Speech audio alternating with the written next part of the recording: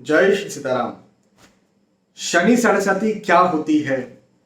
शनि सरस्वती से यदि आप डरते हैं और शनि सरस्वती चल रही है या आने वाली है तो इसका क्या उपाय किया जाना चाहिए, यदि आप ये खोज रहे हैं, ये जानना चाहते हैं, यदि आपका कंसर्न ये है तो ये वीडियो आपके लिए है। पूरा इस वीडियो को देखिए विस्तार से, मैं आपको यहां पर समझाने और बताने जा रहा हूं। तो सबसे पहले नंबर पर तो शनि सरस्वती होती क्या है। कई लोग मुझसे पूछते हैं सर हमें शनि सरस्वती चल रही है, लगन कुंडली से देखें या चंद्र कुंडली से, चंद्र राशि से। तो भैया एक बात ध्यान रखिए कि शनि सरस्वती सिर्फ सिर्फ और सिर्फ आपकी चंद्र राशि से देखी जाती है। भाई कुंडली में अलग अलग राशियां होती हैं, जैसे जैसे आपकी लग्न राशि होती है, चंद्र राशि होती है, सूर्य राशि होती है। तो 3 राशियां तो मुख्यतः मानी जाती है, लेकिन अलग अलग ग्रहों की राशियां भी होती है। लेकिन मुख्यतः आपकी जो चंद्र राशि होती है, जिस पर नाम रखा जाता है, हम कहते हैं ना बच्चा हुआ है तो उसका नाम कौन से अक्षर से निकला, तो चंद्र राशि को मुख्य माना जाता है या चंद्र कुंडली को माना जाता है। तो चंद्र राशि से ही शनि सरस्वती का निर्धारण किया जाता है।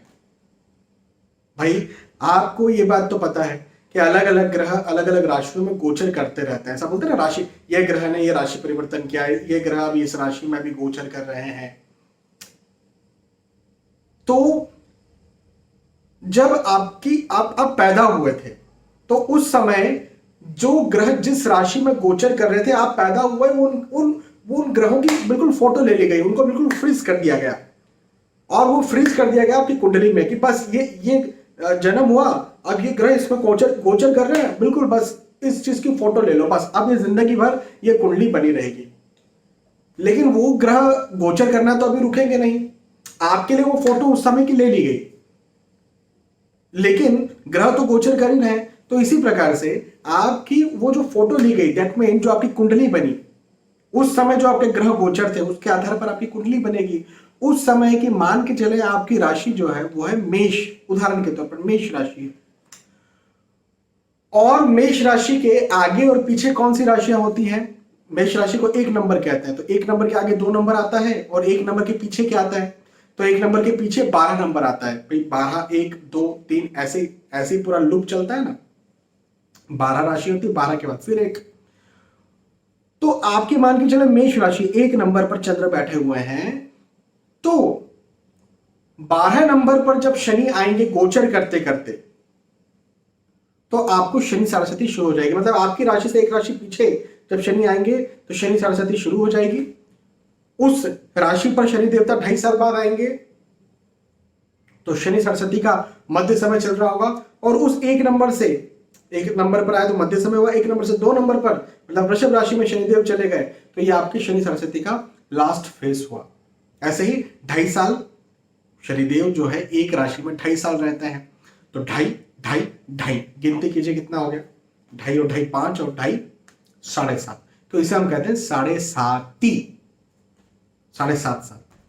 तो चंद्र राशि के ऊपर से शनि महाराज एक घर पहले, फिर उसी घर पर, फिर उस घर के एक घर आगे, ऐसे 2.5 साल गोचर करते हैं। इसे हम कहते हैं शनि सरस्वती। अब यदि शनि सरस्वती से आप डरते हैं, भाई शनि सरस्वती को इतना बड़ा क्यों बनाया गया? क्या शनि सरस्वती का कोई महत्व नहीं है? 100% महत्व है। क्या महत्व है? शनि सरस्वती को इतना बड़ा क्यों बनाया गया? तो आप ये मान के चलिए कि शनि सरस्वती एक प्रकार से आपके साथ स्कैम करता है। शनि सरस्वती जिस भी व्यक्ति को लगती है, जिस भी किसी को लगती है, तो शनि सरस्वती उस इंसान के साथ, उस व्यक्ति के साथ एक प्रकार का स्कैम करता है, एक प्रकार का दबाव डालता है, एक प्रकार का धोखा देता है। कैसा धोखा मैं आपको समझाता हूं। जैसे मान के चले कोई एक बच्चा है, कोई एक लड़का है, मेरी स्टोरी को जरा इमेजिन करना। कोई एक लड़का है या एक लड़की है, वो अपने जीवन में कुछ करना चाहता है, लेकिन उसके परिवार में कोई ऐसे लोग हैं जो उसको कुछ करने नहीं देना चाहते। उस लड़का या लड़की ने कुछ अच्छा काम किया, वो जो परिवार में जो भी व्यक्ति है वो उसको बोलेगा है कुछ नहीं किया, खराब है। या मान के चले कोई एक बहू है, नई नई बहू आई है, कोई ऐसे बड़ी कंजर्वेटिव, बड़ी खराब फैमिली में वो बहू आ गई है, वो बहू कुछ करना चाहती है, लेकिन उनकी नंद है या उनकी कोई दूसरी कोई महिला है या पुरुष है, वो बहू ने कुछ खास काम किया तो उसको दबाएंगे, नहीं नहीं कुछ खास नहीं किया। जबकि वो बहू ने अच्छा काम किया, उसके बावजूद भी वो उस बहू को दबाएंगे और झूठ बोलेंगे कि नहीं अच्छा काम नहीं किया। फिर दूसरी बार वो वही बहू काम करेगी तो बोलेंगे नहीं अच्छा काम नहीं किया। तीसरी बार वही अच्छा काम करेगी तो बोलेंगे अच्छा काम नहीं किया। चौथी बार वो बहू या तो काम करना बंद कर देगी या फिर वो खुद काम बिगाड़ लेगी। जबकि वो बहुत अच्छा काम कर रही थी। शनि सरस्वती यही काम करती है। देखिए शनि सरस्वती जो है ये चिंता, तनाव, एंजाइटी और डिप्रेशन जैसी स्थितियों को पैदा करती है। आप अच्छा काम कर भी रहे होंगे तो शनि सरस्वती ये बोलेगी कोई अच्छा काम नहीं है, या उत्साह को कम करने का काम करेगी, या चिंता, तनाव, एंजाइटी को बढ़ाने का काम करेगी। मतलब प्रैक्टिकली नुकसान नहीं करेगी आपको। आपने जो काम किया, आपके पास वो कला है, आप वो काम अभी भी कर सकते हो, आप उस काम में अभी भी सक्सेस हो सकते हो, लेकिन शनि सरस्वती बोलेगी नहीं नहीं नहीं, खराब काम है, या यार मन नहीं कर रहा, इच्छा नहीं कर रही, या चिंता, तनाव, एंजाइटी, डिप्रेशन, क्रोध, गुस्सा ये दिलवाएगी। अब पता है क्या होगा, आप या तो काम नहीं करेंगे, उस काम से भटक जाएंगे और फिर बोलेंगे शनि सरस्वती ने मुझे हार्म कर दिया। तो प्रैक्टिकली शनि सरस्वती कुछ नहीं करेगी, लेकिन मेंटली जरूर सब कुछ करेगी। तो शनि सरस्वती एक प्रकार का आपके ऊपर स्कैम करती है, झूठा दबाव डालती है, आपको झूठ बोलने का काम करती है। इसके उदाहरण है, ऐसा नहीं कि मैं मतलब बैठे बैठे ही बातें कर रहा हूं, इसके उदाहरण है। वैसे तो कई सारी कुंडलियां मैं देखता हूं और मैं कई सारे लोगों को पाता हूं कि शनि सरस्वती में वो बहुत ऊंचे ऊंचे पदों पर गए हैं और बहुत कुछ उन्होंने हासिल किया है, लेकिन अब वो जो कुंडलियां में देखता हूं वो आप तक तो पहुंचा नहीं सकता। लेकिन आपसे ऐसे कुछ लोगों की बात करता हूं, जैसे इंदिरा गांधी देश के सर्वोच्च पद पर पहुंची, प्रधानमंत्री जब बनी तो उनको शनि सरस्वती चल रही थी। उनके पिताजी जवाहरलाल नेहरू को शनि सरस्वती चल रही थी। मोरारजी देसाई शनि सरस्वती चल रही थी, वो जो प्रधानमंत्री बने। और ये जब देश के सर्वोच्च पद पर पहुंचे तब उस समय इनको शनि सरस्वती चल रही थी। चौधरी चरण सिंह जी प्रधानमंत्री बने, उनको उस समय शनि सरस्वती चल रही थी। जब वो प्रधानमंत्री बने तब की बात बता रहा हूं। यदि शनि सरस्वती खराब होती तो ये इनको जो है वो बनने ही नहीं देती। लेकिन एक बात और समझिए कि जब ये लोग प्रधानमंत्री बने तब इन लोगों के ऊपर टेंशन कितना रहा होगा, दबाव कितना रहा होगा, प्रेशर कितना रहा होगा, चिंता तनाव कितनी रही होगी। यदि ये लोग भी बैठ जाते, भाई जवाहरलाल नेहरू प्रधानमंत्री बन रहे तो क्या ना कोई विरोध नहीं हुआ होगा? आपको क्या लगता है? अब ये बैठ जाते हैं वहीं पर, ठीक है यार जाने तो हो रहा है तो हो रहा है, तो नहीं बनते। लेकिन लगे रहे। देखो आप उनकी बात, भले ही आप जवाहरलाल नेहरू को पसंद ना करो, आप इंदिरा गांधी को पसंद ना करो, अलग विषय, लेकिन मैं यहां पर यह बता रहा हूं कि ये लोग लगे रहे। ये लोग, इन लोगों ने मेंटल जो वीकनेस है, मेंटल जो दबाव है, तनाव है, उससे दूर हुए और लगे रहे, मेहनत की और ये सफल हुए। तो यदि शनि सरस्वती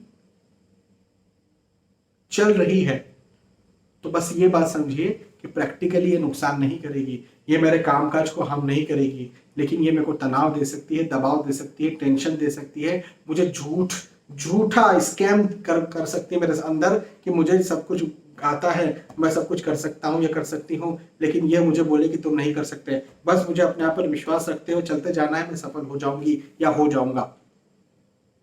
ये मेरी बात का ध्यान रखना। ये है शनि सरस्वती का सबसे बड़ा स्कैम। तो शनि सरस्वती से डरने की कोई जरूरत नहीं। अब भाई चलो शनि सरस्वती किसी को चल रही है, आपने बोला ठीक है मैं नहीं डरूंगा या मैं नहीं डरूंगी, मैं तो अपने आप पर विश्वास रखते हुए आगे बढ़ूंगा या बढ़ूंगी, ठीक है आपने बोल दिया। लेकिन आप ये कहेंगे कि भाई ठीक है, लेकिन वो मेंटल टेंशन, मेंटल तनाव, मेंटल एंजाइटी ये जो हो रही है, ये जो फिजूल का दबाव दे रहे हैं, इसके लिए कोई उपाय है क्या? ये भी काश ये भी खत्म हो जाए तो कम से कम थोड़ी आसानी तो हो जाएगी ना। तो हाँ बिल्कुल उपाय है। और सबसे बड़ा शनि सरस्वती का सबसे बड़ा उपाय मैं ये मानता हूं कि शिवलिंग पर रोज यदि जल ही चढ़ा दिया जाए, सिर्फ जल चढ़ा दिया जाए, ओम नमः शिवाय मंत्र का जाप कर लिया जाए, ये सबसे बड़ा उपाय है। आपको लगेगा बहुत आसान सी चीज बता दी, नहीं नहीं नहीं नहीं, करके तो देखिए, बहुत लाभ मिलेगा, पहली बात। दूसरी बात, शनि सरस्वती का एक और बड़ा उपाय यह है कि हर शनिवार की शाम में शनि महाराज जी के मंदिर चले जाएं, शनिदेव को तेल चढ़ा दें, काला कपड़ा चढ़ा दें, शनिदेव के आगे नतमस्तक हो जाए, हाथ जोड़ दें, घुटने टेक दें और उनके सामने जमीन पर नाक रगड़ लें और शनिदेव से प्रार्थना कर ले, शनिदेव बचाना, रक्षा करना। साक्षात जो देवता है वो है चंद्रदेव।